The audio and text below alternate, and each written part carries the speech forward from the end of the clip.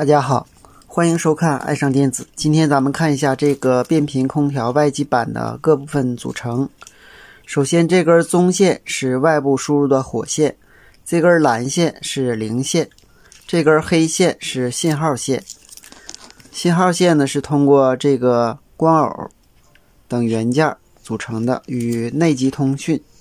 这个花线是接外壳的，也就是外部接地线，通过这个防雷管以及这个外电容来进行与外壳连接的。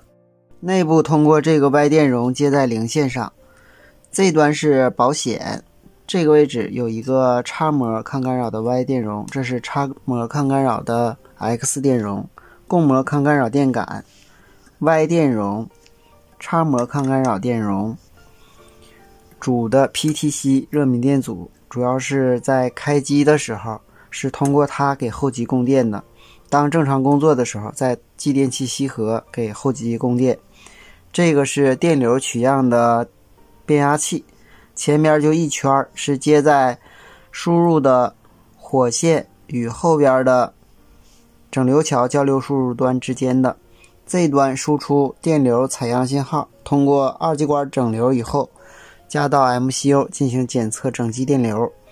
这两个电阻是接在零线和火线上的，通过导线加到 MCU 检测外界电压输入的高低。这四个引脚下边就是我们的整流桥，中间两个引脚是交流输入端，这一端是负极，这端是正极。正极电压通过我们这个外边的 PFC 电感接到我们模块的一个引脚上，并且通过模块内部的二极管接在300伏滤波电容的正极，通过滤波电容滤波以后给整机供电。这三个端子就是 UVW 输出的三相电，是驱动压缩机的，也可以通过这个端子来驱动。下边这个引脚多的就是我们变频空调的 IPM 模块，就是这个模块。这三个端子是直流变频风机输出的三相电，驱动直流变频风机的。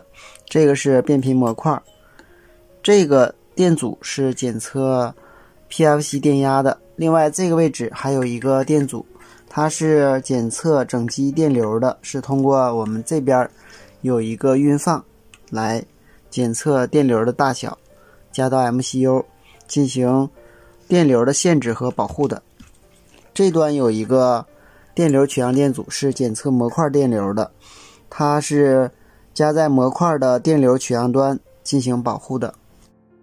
这端这个晶振是我们下边这个信号发生芯片的晶振，这个是 ROM， 就是程序储存器。这端还有一个无线电机输出端子，是通过光耦和单片机配合进行调速的。这里就是它的低压电源，它是通过这个电源管理芯片和开关变压器进行工作，通过这个光耦和 TL431 进行稳压的。